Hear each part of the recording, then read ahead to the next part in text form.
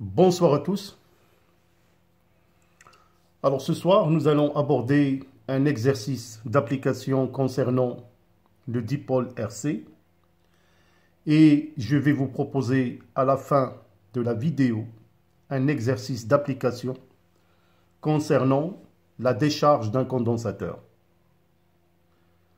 Alors pour la charge du condensateur, j'ai déjà mis à votre disposition un live concernant un grand exercice qui traite pratiquement l'ensemble des questions à traiter quand on étudie la charge du condensateur à visualiser sur la chaîne Fardari Channel.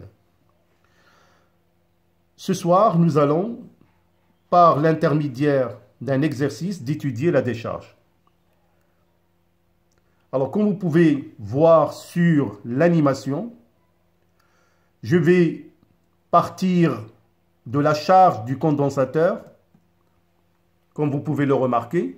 Donc, il y a le passage d'un courant dans le circuit qui contient un générateur et un conducteur ohmique de résistance R et un condensateur de capacité C. Alors, le courant passe dans le condensateur dans le sens conventionnel, c'est-à-dire du pôle plus vers le pôle moins. Et comme vous pouvez le remarquer, les électrons passent du pôle moins vers le pôle plus pour aller s'accumuler sur l'autre armature du condensateur. Alors, il y a apparition d'une charge de part et d'autre, une charge positive et une charge négative. Comme vous pouvez le remarquer, la courbe qui représente la variation de la charge du condensateur en fonction du temps. Et d'ailleurs, cette fonction de la charge est une fonction exponentielle croissante. Donc, il faut voir le live traitant cet exercice.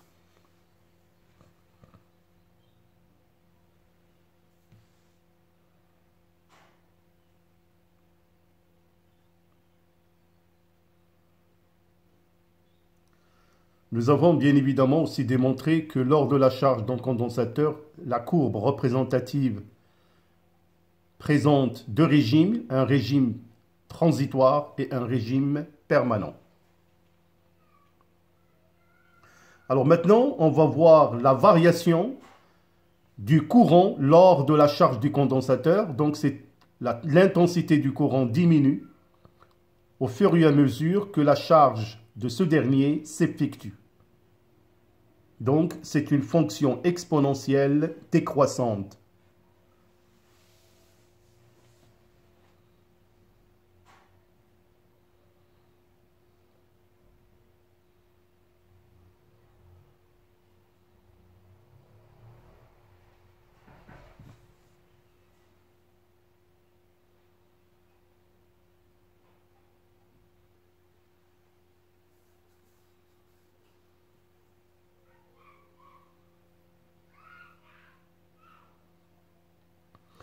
Alors, nous allons voir dans cet exercice de ce soir que le condensateur emmagasine de l'énergie électrique qui est récupérable et on peut effectuer une décharge dans le conducteur ohmique et bien sûr, nous allons voir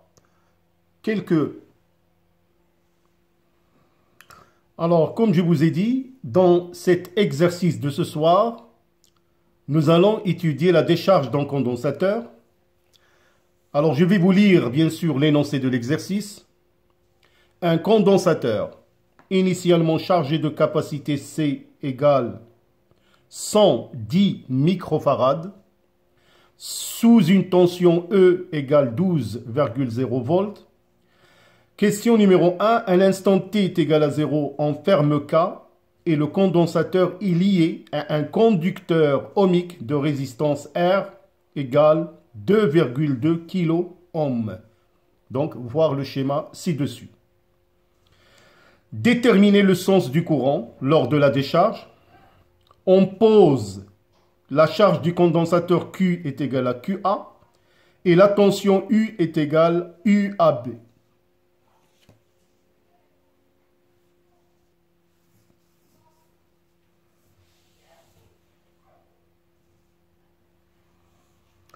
Vérifiez les deux équations différentielles que vérifient la charge Q de T et U de T. Troisième question, les deux équations différentielles admettent comme solution Q de T est égal à B exponentielle moins T sur tau prime et U de T est égal à A exponentielle moins T sur tau.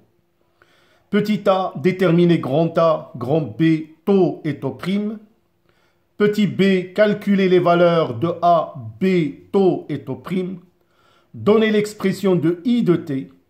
Petit d, donner l'expression de I à l'instant T est égal à 0 et calculer sa valeur. Alors, je vous laisse bien évidemment le temps de relire par vous-même l'énoncé de l'exercice avant d'attaquer la résolution.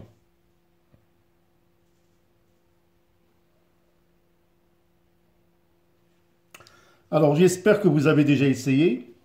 Alors donc, la première question, c'est déterminer le sens du courant lors de la décharge. Alors, pour le sens du courant, au début de la décharge, puisqu'il s'agit d'une décharge, on a I, ou plutôt dQ sur dt est inférieur à 0, c'est-à-dire il diminue. Alors, puisque I est égal à dQ sur dt est inférieur à 0, alors le sens de I est de sens contraire au sens de l'orientation du circuit.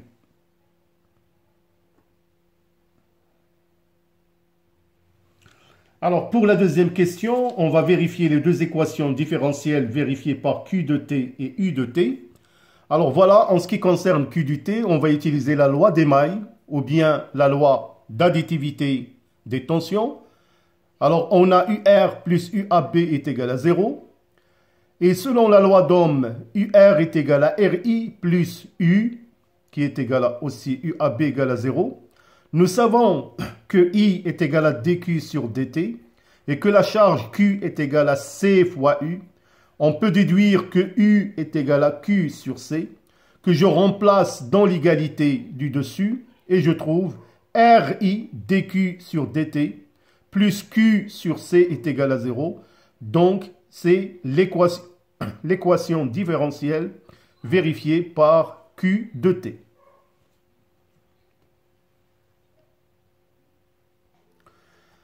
Quant à l'équation différentielle vérifiée par la tension U de T, c'est pareil. Nous allons toujours partir en appliquant les lois d'Émaille ou la loi d'additivité des tensions. On a UR plus U est égal à R. Nous savons toujours que UR est égal à RI plus U. Nous savons, nous savons ici que I est égal à C DUC sur dt que je remplace dans l'égalité pour trouver l'équation différentielle vérifiée par U de T. RC DUC sur dt plus UC est égal à 0.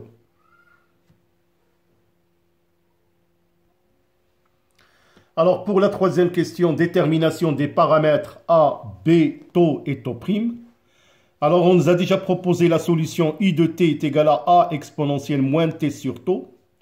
Bien sûr, je vais utiliser l'équation différentielle que je viens d'établir, que vérifie I de t.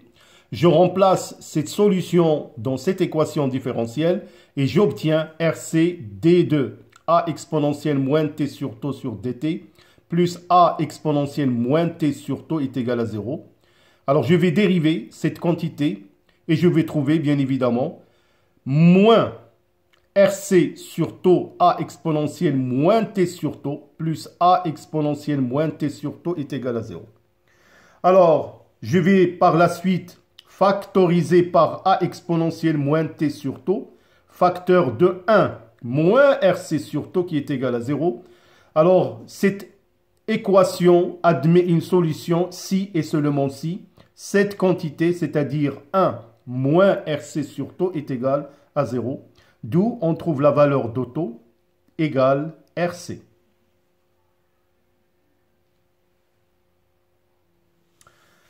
Alors, pour trouver A, le paramètre A, nous allons utiliser les conditions initiales. À l'instant t est égal à 0, on a U0 est égal à E, parce que le condensateur est initialement chargé, d'où je remplace dans l'expression de la tension à l'instant t est égal à 0, qui est égal à A exponentielle moins 0, qui est égal à E. Et nous allons trouver l'expression de la tension comme solution de l'équation différentielle U de t est égal à E exponentielle moins t sur RC.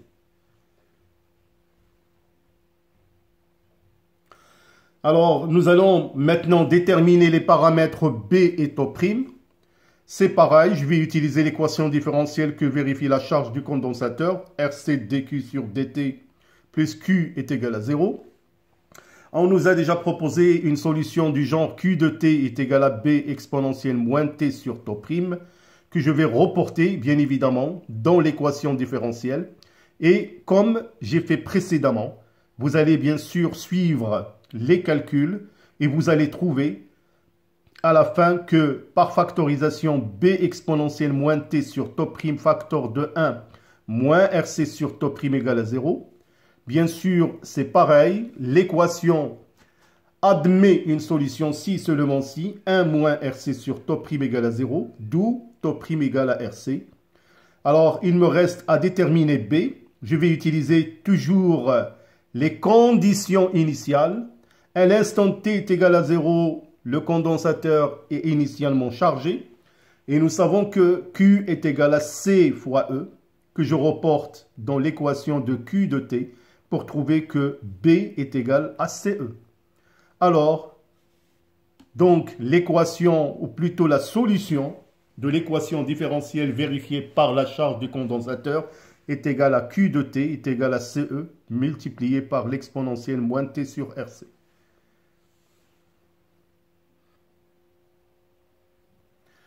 Alors, pour la question suivante, on remarque pour τ est égal à τ' qui est égal à RC, qui n'est en fait que la constante de temps. Alors, une application numérique, on nous a déjà donné la capacité du condensateur est de 110 microfarads qu'il faut multiplier par moins 6 pour l'exprimer en farad. Et vous allez trouver que τ' est égal à 0,242 secondes. Alors, comme A est égal à E, donc c'est 12,0 volts, alors que B, c'est C fois E, ce sont que des applications numériques, on trouve égal 1,32 10 puissance moins 3 coulombs.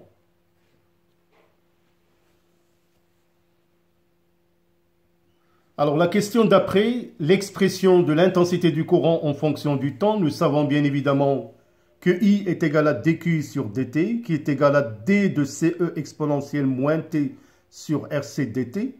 Nous allons faire bien évidemment une dérivation par rapport au temps, et nous allons trouver que I est égal à moins CE sur SC exponentielle moins T sur RC. Je vais simplifier par C pour trouver que I est égal à moins E sur R exponentielle moins T sur RC. Alors, la dernière question, l'expression de l'intensité du courant à l'instant t est égal à 0. À l'instant t est égal à 0, il suffit tout simplement de remplacer t par 0. Donc ça donne exponentielle 0, ça donne 1. Donc I à cet instant est égal à moins E sur R, une expression numérique. On va trouver que I0 est égal à moins 5 plus 45 milliampères. Voilà, mes chers élèves, donc j'espère que cet exercice est un complément qui traite la décharge d'un condensateur. Si vous voulez un exercice complet sur la charge du condensateur, vous n'avez qu'à consulter le live qui est déjà sur votre chaîne Fardari Channel. Je vous remercie de votre aimable attention. Bon courage et à bientôt.